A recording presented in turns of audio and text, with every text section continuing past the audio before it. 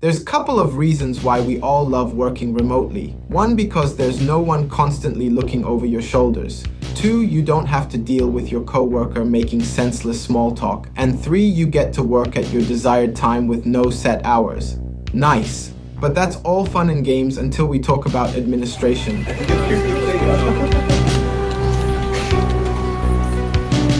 Let me ask you a question. If you were an owner of a business that has no physical office space and was spread around the globe with texts and Google Meets the most effective method of communication, how would you efficiently manage your business and make sure everyone's on the same page so it grows? We run a company called Tangoscale and help e-commerce companies scale. And our entire company is virtual. I operate from Dubai, we have people working from Sweden, Italy, and even India. In Tangoscale, there's a couple of efficiency hacks that we've developed over the years that I would love to share in this video so you guys can take a note and integrate into your business. Number one, issue log. Sometimes when you're working in a team, miscommunication happens, and as social creatures we are living in the 20th century, it sucks we can't confront people like we used to back in the days by having a duel.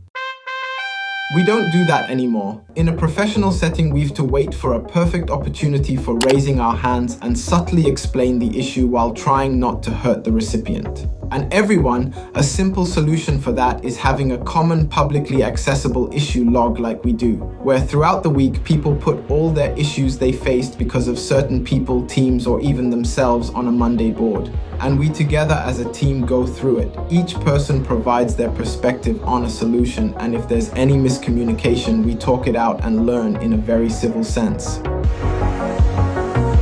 Number two, virtual office. One of the perks we don't get to enjoy working online is having the liberty of walking into someone's office when required. Instead, we have to send them a message and wait for them to respond, not knowing what they must be doing or in how much time they would respond. Our simple solution to this is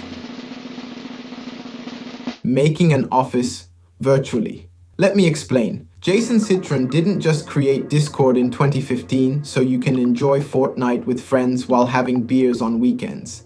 It can actually be used as a virtual office space for all your teammates for free. In Tangoscale, we follow a structure like this, having a separate office space for all members and designed room for unavailable members like AFK, in a meeting, focus work, lunchtime, and after work. Let's say Mia wants to go shopping. She can enter the AFK room and put a status of shopping day or BRB in 2HRs. So if Eric wants to talk to her, he, as an idea, how long would it take for her to come back online, rather than just dropping a message on Slack and waiting for her to respond. Number three, regular team meets. And finally, to integrate everything all together, we have a scheduled team call on Discord every Monday to discuss the issue log and how the weekend was for everyone, and on Friday to discuss how the week was and how it can be better.